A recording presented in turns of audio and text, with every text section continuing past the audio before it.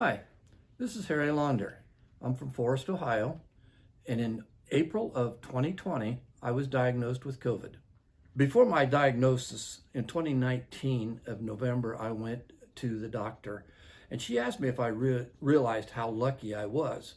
I was on no medication, no blood pressure, no sugar. The only thing was I was just a little bit overweight. Noticed on April 6th of 2020 that I had a dry cough. I called the doctor's office and she said that I ought to quarantine because of the COVID virus going around. On April 15th, I realized that I couldn't breathe any longer. So I made another phone call and she said to get to the hospital as soon as I could. So after my wife was off work, she brought me over to Wyandotte Memorial, where I was immediately placed in the hospital's care, diagnosed with COVID. And in the first 3 days I was here, they put me on high flow oxygen, and then on the third day, they put me on a vent. After I was put on the vent, they transferred me to Columbus, to OSU East. I was there for 3 days. They put me on a trach, and then they transferred me to the Wexner Center. Once I got to Wexner, I was basically one experiment after another just to keep me alive. I developed kidney problems, I developed blood gas problems, and I still could not breathe on my own. After a while, they decided that I was a good candidate for the ECMO program, extracorporeal membrane oxygenation. They put me on that, and it's usually a short-term remedy for transplant patients. I was on it for 47 days, and in that time, I don't remember any of my treatments, and I don't really remember anything until June 20th. And that morning I remember waking up and they saw that I was awake and they come over and they asked me my name, and I do specifically remember and telling them, yes, my name is Harry Launder. And they asked me my birth date and I told them my birth date. And they asked me where I was and I looked around and said, well, I'm in a hospital, it looks like. And he sort of chuckled and he said, yeah, you're in a hospital, but which one? I thought I was still in Wyandotte Memorial. When he told me Wexner Center, I knew something was bad because I knew the reputation that they had. And then he asked me the big question, do you know what today is? In my mind, I thought it was early April, mid-April, early April, the 18th or something like that. And when he told me June 20th, my first thought was, what happened to 2 months of my life? Shortly after I came to on June 20th, they transferred me to acute care center in Lima at Kindred Hospital, where I spent another month, which was learning how to feed myself as best I could. And their main goal was to get me off the vent and hopefully get the trach out and get my oxygen intake low enough or high enough to where I could go to rehab. And then I headed to Birch Haven and Findlay for rehab. I headed up there at the end of July. I was there till November 14th.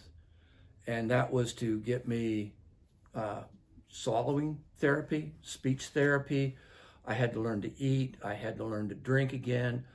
The biggest thing was learning to walk, because when I was in Kindred, the only way I could roll over in bed is if I would reach over, grab the side rail and pull myself over.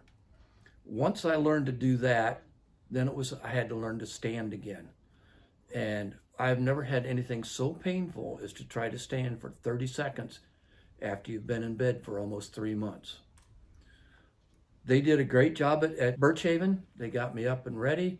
And on November 19th, 1 week before Thanksgiving, I got to go home. So if you got your calendars out, that was 7 months and 4 days that I was away from home. Since I've gotten out of the hospital, I have had to go through pulmonary rehab. I have had surgery on my hand. I lost the tip of a finger due to the necrosis. While I was in rehab, I did lose half a foot, and then afterwards in February, I lost the tips of 3 toes. So it's been ongoing. I still have problems breathing if I exert myself too much. My respiratory gets real shallow, my heartbeat goes nuts, and I just have to sit down. But I have been out and about. My wife and I now belong to Silver Sneakers, and we do that 2 to 3 times a week. And I've just learned to slow down, take my time, and understand that I can't do what I used to. Before I got sick, I was working 55 to 60 hours a week.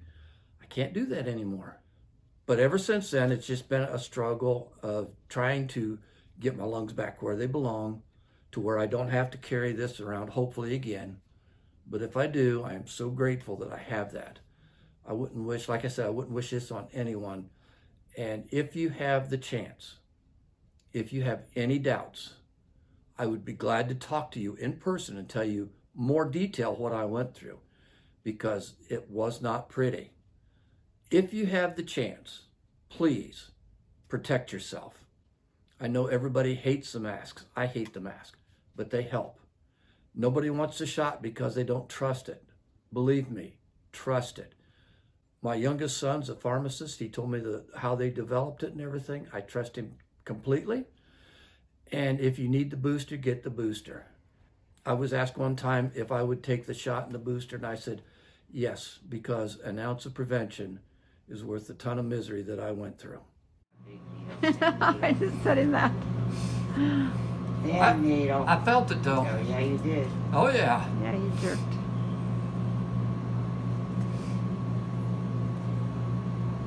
Thank you. Thank you. Thank you. Thank you. Thank you.